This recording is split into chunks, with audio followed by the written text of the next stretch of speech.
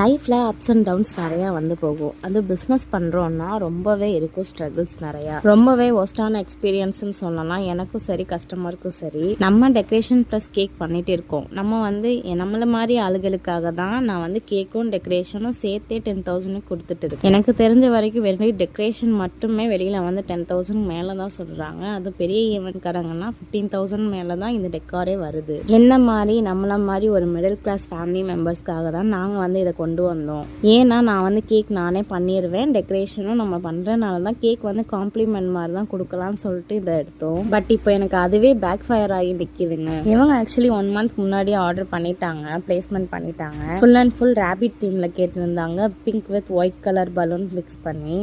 என்ன ப்ராப்ளம்னா அன்றைக்கி கேக்னால தாங்க நான் சுத்தமாக மாட்டிக்கிட்டேன். கேக் பார்த்தீங்கன்னா காலையில் தான் செய்ய ஆரம்பித்தோம். பார்த்தா பீட்ரு ஸ்டாண்ட் மிக்சர் பார்த்தீங்கன்னா ரிப்பேர் ஆயிடுச்சு. ஈவினிங் கேக் வந்து டெலிவரி பண்ணணும். ஆஃப்டர்நூன் மேலே ஈவெண்ட்டுக்கு கிளம்பணும் டெக்கரேஷன் பண்ணுறதுக்கு. என்ன பண்ணனே தெரியலை. டேபிள் ஃபேனை நல்லா க்ளீன் பண்ணிவிட்டு அதில் வந்து நம்ம வந்து பீட்டர் ராடை மாட்டி தான் கேக் பேட்டர் க்ரீம் எல்லாமே அடித்தோம். முடிக்கிறதுக்கு 2 மணி ஆயிடுச்சு. டெக்கரேஷன் முடிச்சுட்டு வந்து திருப்பி கேக் டெலிவரி பண்ணுறதுக்கு 7 o'clock ஆயிடுச்சு. டைம் இல்லாதனால எக்ஸ்ட்ரா ஃபிட்டிங்ஸ் பலூனும் போட முடியல. பட் அதுதான் கஸ்டமருக்கு பெரிய டிசப்பாயின்மெண்ட்டு.